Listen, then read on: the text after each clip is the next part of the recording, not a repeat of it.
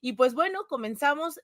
bueno, primero agradecerles también todo su apoyo que hemos tenido durante esta llamada gira por la verdad y la justicia. Durante los últimos días, durante la última semana, me he sumado junto con Omar García, con Ariadna Baena y hemos recorrido varios estados. Varias son las lecciones que tendríamos que estar sacando de todos estos encuentros, pero sobre todo yo comenzaría diciendo, compañeros, compañeras, que la consulta pues ya ganó. El día de hoy nos estamos reconociendo como compañeros, compañeras de lucha y además estamos haciendo ejercicios de memoria histórica en todas las plazas públicas de este país. Así como les hemos estado reportando lo mismo en Oaxaca, que en Michoacán, que en Colima, en Monterrey, en Coahuila, en Chihuahua, el día de ayer en Guerrero. Esto está ocurriendo en todas partes. Y claro, también hay que hablar de lo distinto que es hacer promoción de una consulta popular. No es lo mismo, evidentemente, hacerla en la Ciudad de México bajo condiciones relativamente democráticas que hacerlos bajo el asedio del narcotráfico en otros estados. Y eso es lo que hemos estado tratando de recopilar, tratando de poner todos estos debates sobre la mesa, porque como les hemos dicho,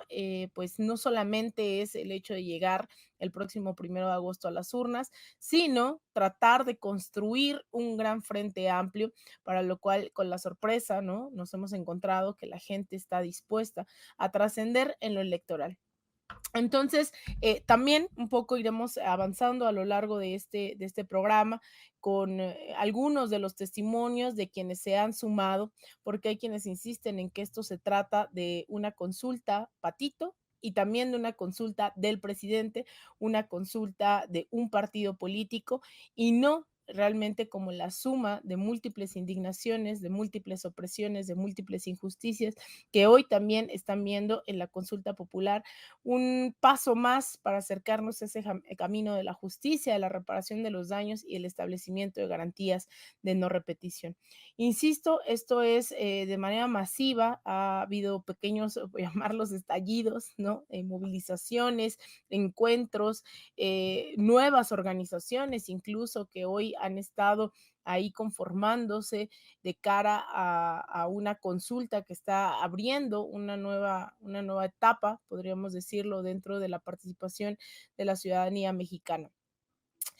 Vamos a hacer un pequeño recuento también para que nuevamente quienes nos están viendo y sabemos que el público de Sin Censura ha estado muy al pendiente de esta consulta, sin embargo, vale recordar sobre todo porque se viene una o ya estamos en medio de una batalla mediática en donde se insiste que esto es una consulta presidencial. Recordemos que el pasado 26 de agosto, Ariadna Baena y Omar García presentan esta carta de intención ante el Senado, que es bien recibida, se les da un formato para que comencemos a juntar estas firmas. También habrá que decirlo, y eso es importante porque creo que forma parte de estos ejercicios de memoria y de decir quién es quién. En su momento aquí lo estuvimos señalando, si bien había tres formas, una de ellas la ciudadana recabando el 2% de las firmas del padrón electoral, otras tantas, bueno, la otra era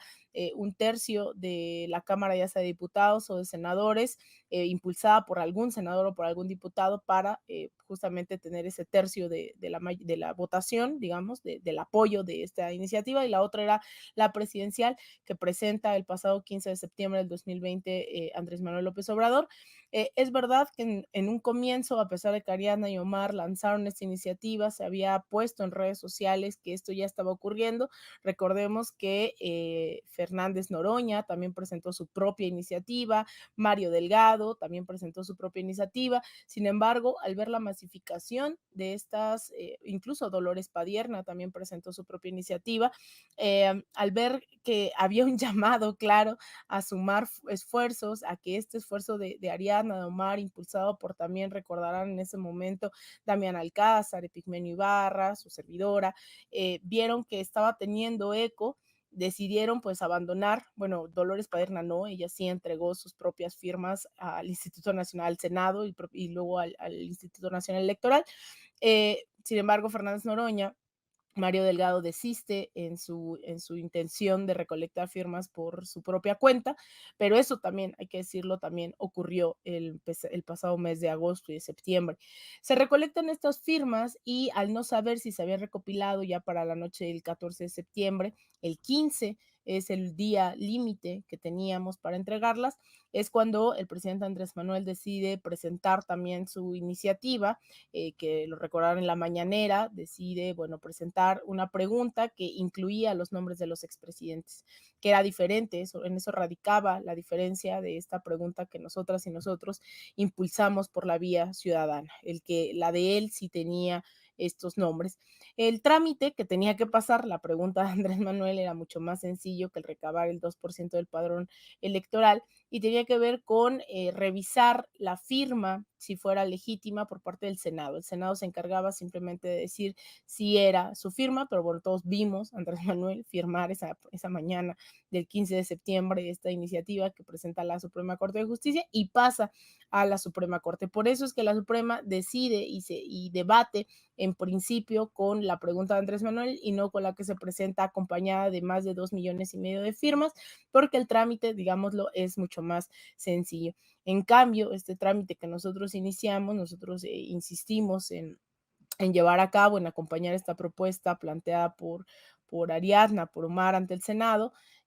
pasa por un proceso más largo que es del Senado, se va al INE, el INE, recordarán, estuvimos ahí también transmitiendo desde el INE el conteo de las firmas, de ahí también pasa nuevamente al Senado y de ahí se va a la Suprema Corte, sin embargo la Suprema pues dice que ya digamos una pregunta similar pasó, entonces homologa el proceso tanto del presidente Andrés Manuel como el que presentan en el Senado. Así es como llegamos ya 9 meses después a este 1 de agosto.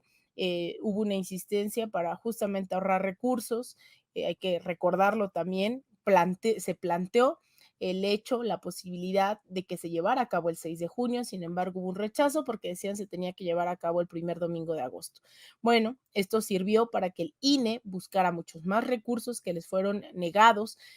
Ahora dicen que es un despilfarro, los más de 500 millones de pesos, sin embargo el INE había pedido muchos más recursos y ahora nos enfrentamos ya a un momento que lo hemos dicho, el INE no solamente no ha sido imparcial, sino que incluso se ha vuelto una organización oficialmente boicoteadora de la consulta popular. Así es como hemos llegado con un boicot, ¿no? De las mesas, de la información, un Lorenzo Córdoba, un instituto que ha hecho dudar sobre la legitimidad misma de esta consulta popular, que ha puesto sobre la mesa el tema del despilfarro, le llaman ellos y ellas, ¿no? Nosotros decimos, bueno, esta es una oportunidad histórica y no vamos a escatimar en el uso de todas las herramientas que tengamos a nuestro alcance para alcanzar la justicia, la reparación de los daños y el esclarecimiento de garantías y establecimiento de garantías de no repetición. Así es como 9 meses después, gracias a su apoyo, seguramente muchos y muchas que nos están viendo, es que llegamos a esta consulta. ¿Qué está pasando? No solamente las plazas públicas, sino que creo que es un momento que al menos yo no había visto desde el 2004, 2006, recordarán con el desafuero, en donde la gente, ¿no? También hace propias estas demandas y hace sus pintas, hace sus carteles, hace publicidad, no necesariamente por un candidato, ¿no? En todo caso, el candidato es el sí para el próximo 1 de agosto y hoy han compuesto todo tipo de canciones, incluido aquí alguien de este equipo de Sin Censura, Zenén Seferino, que vayan a buscar esa canción, luego la ponemos, que no sé si la han escuchado, el Vamos a decir que sí, y que hoy suena en todas las plazas de este país. Ahí está la gente que va, imprime sus lonas. Recuerden también, si ustedes quieren hacerlo, pueden meterse en la página de juicio expresidentes.mx. Ahí pueden descargar los formatos para que ustedes vayan, impriman estas lonas que estamos viendo ahora, cómo la gente las está poniendo por todos lados, que está saliendo, insisto, a hacer su propia campaña para el próximo 1 de agosto. ¿Qué lecciones, no? Y con este privilegio que ha significado no solamente, y también gracias a ustedes, hacer coberturas por América Latina, sino también recientemente esta gira, ¿no? Acompañar a Omar y a Ariadna. Lo que hemos visto visto es el común denominador que en algún momento aglutinó también de forma masiva ese voto por Andrés Manuel en el 2018, sobre todo, después de los fraudes electorales, después de una mal llamada guerra contra el narcotráfico. Lo que hemos visto es que este común denominador tiene que ver con el ya basta, con la justicia, y en ese sentido son múltiples las voces que se han sumado a esta campaña. Por más que quieren insistir que es solamente una cuestión de un partido, de un presidente, lo cierto es que tratan de negar la organización popular, tratan de negar las múltiples expresiones de esta consulta que hoy ha aglutinado a varias colectivas feministas, colectivos estudiantiles, sindicatos, organizaciones campesinas, que hoy se han puesto incluso al frente de esta consulta popular. Ayer en Guerrero veíamos organizaciones, bueno, tanto de título individual como colectivo, organizaciones de maestros, de organizaciones comunitarias, pueblos originarios, incluso representantes o miembros de la comunidad afromexicana también diciendo esto nos acerca más a un camino de justicia.